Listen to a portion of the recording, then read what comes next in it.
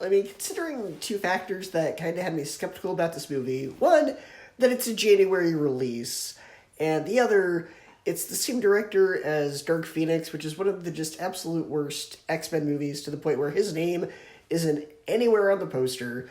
They rely purely on the studio name, the fact that, the studio that brought you the Bourne movies, the Ray Jason Bourne, so it's like, they don't even want the director's name on this thing. This is probably not going to be very good, so I wasn't really expecting much going into this, but I was pleasantly surprised. This was actually a really fun movie. It did have a few issues, mainly the script. The script was a bit predictable, it was a bit safe, and it did have a lot of the typical spy movie tropes.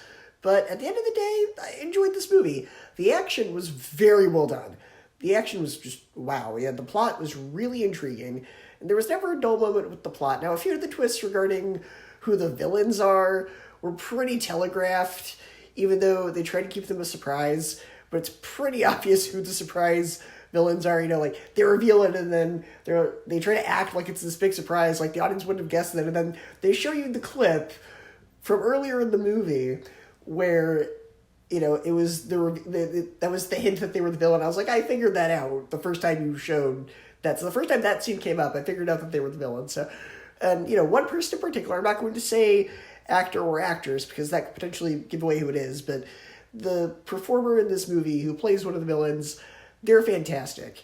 They played this just absolutely despicable, dangerous villain, and I really wish it wasn't a twist. I really wish that this person being the villain was revealed in the trailers, because I really want to praise this person's performance by name, but I don't want to give it away.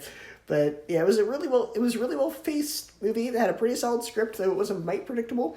Very well done action. Overall, yeah, I would still recommend this movie, but maybe not right away. Like, don't go see it this weekend, but there's only one January theatrical release. Hotel Transylvania, that's a streaming movie and everything. So if you just kind of want to go out of the house, go see it on $5 Tuesday. It's worth $5. It's a good way to kill a couple hours. I had fun with it, and considering how bad the director was, he can make a good movie when he wants to. Though that mainly is due to the writing. I'm not sure, but like I said, the action was well directed and it was pretty well written. So overall, I would give this movie a B.